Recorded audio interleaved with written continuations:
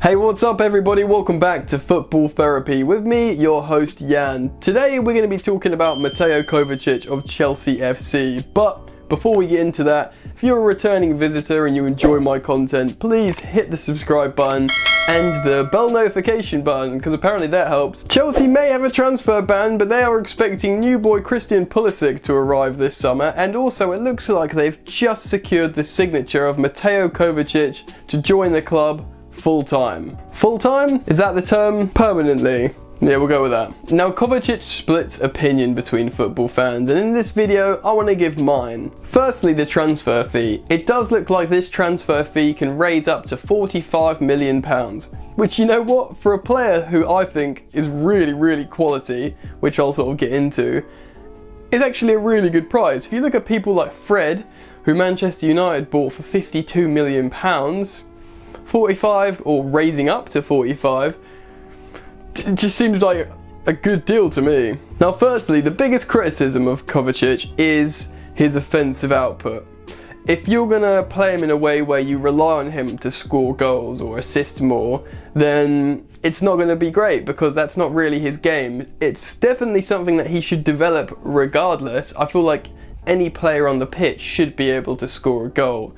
Maybe not so much the centre backs or something, but if you're one of the outfield players that play a bit more forward, you should be able to, bang a shot. And in the Premier League last season, he didn't get any goals and he got only 2 assists. But in my opinion, that's because the system kind of failed Kovačić and he failed the system under Sarri. But Kovačić was still really important for Chelsea last season. If you look at how he performed in both cup finals, he was very good. Home against Manchester City in the 2-0 win, and a bunch of other games where he really turned it on. He performed incredibly well. But the fact is, Sarri's Chelsea needed goals from that midfield, and it became really obvious that that third spot had to be Ruben Loftus-Cheek to have that sort of offensive output, essentially. So what does Mateo Kovačić offer? Well, a few things. Firstly, in my opinion, he's built for the Premier League. He's a workhorse, he runs a lot, and he has no issue with the physicality of the Premier League, which, some foreign players do have an issue with when they come in. Kovačić is an incredibly press-resistant player. A lot like Eden Hazard in many ways. He's actually built quite similarly to him. When he picks up the ball and he's dribbling, you can't really dispossess him. He's gonna, pass or dribble.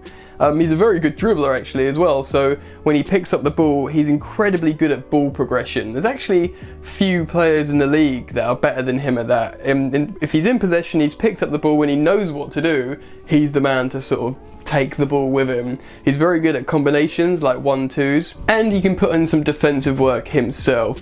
It's just really, I think it might be a confidence thing in the final third, but in terms of implementing graft in the system, he's incredibly good and a very useful player. Skillful too. There's loads of clips of him doing the sort of Zidane Maradona roles to get out of sort of pressing situations. Like I said, he's press resistant. He does have that sort of Galactico quality on the ball.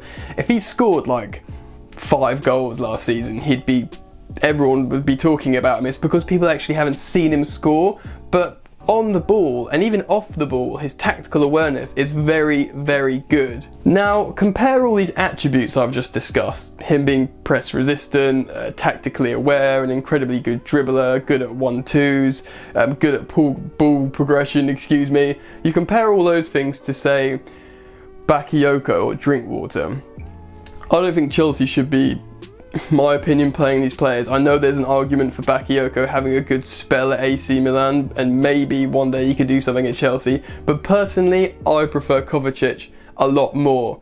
And signing him permanently for a deal that raises up to 45, I say raises up because I don't know what the initial fee is. Even if the initial fee was £45 million, I still think that's very good.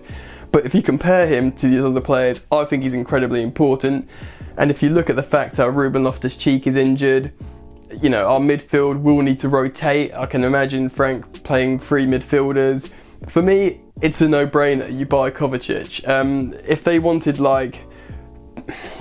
north of 50 million or something, for me, you would then start asking questions. But there's no doubt he's a really good age. He's an intelligent player. He's experienced in many different countries in terms of playing football. And he's a wonderful player to have on your roster. So if you can, make the comparisons, think about the transfer ban, Chelsea could even sell him in a year's time. He's a really good age. If he puts pen to paper, signs a 5-year deal, has a good season with Chelsea, Chelsea could flip him. When the transfer ban is lifted, they could buy a player that they want more, or perhaps by then Mount and Ruben are both back in and integrated. But it just makes so much sense on so many different levels to sign Mateo Kovačić. That's what I wanted to say. So yeah guys, let me know what you think. Do you think signing Mateo Kovačić was a good idea? Let me know in the comments below, and like this video if you agree with me. And if you don't agree with me, like it anyway and comment down below why you don't agree with me. As per usual, I will be down there talking to you guys. I really appreciate everyone watching the channel, by the way. I've just gone over 2,000 hours watch time and I've got around 1,500 subs. Considering the channel's just 2 months old, I really appreciate that. I must be doing something right, so thank you to all of you. If you want to see me develop and make more content more often and better content, and I'll start sort of doing more editing and stuff, try and help me grow, tell your friends about it, other Chelsea fans. And if you're not a Chelsea fan, I do have stuff to offer too. I will be doing weekly shows next season about just a sort of weekend review of the Premier League and maybe other stuff in European football if interesting stuff happens. So stick with me, non-Chelsea fans. I'll be doing a bit of everything. Hopefully you can just find my channel interesting anyway. But that's enough rambling from me, guys. Thank you for tuning in. Enjoy the football, and I'll see you later. You ain't so tough with that bad boy tuck. I'ma get it how I'm living, I'ma walk the walk. Outline my lines, I rap through thought. Body bag the verse, outlined in chalk. In my life seen trouble, hustle on the double. Silence on the trigger like my pick got a muzzle. Yo chick like to guzzle, bad boy stay in trouble. I only love this paper, sorry I don't. I laugh me, baby.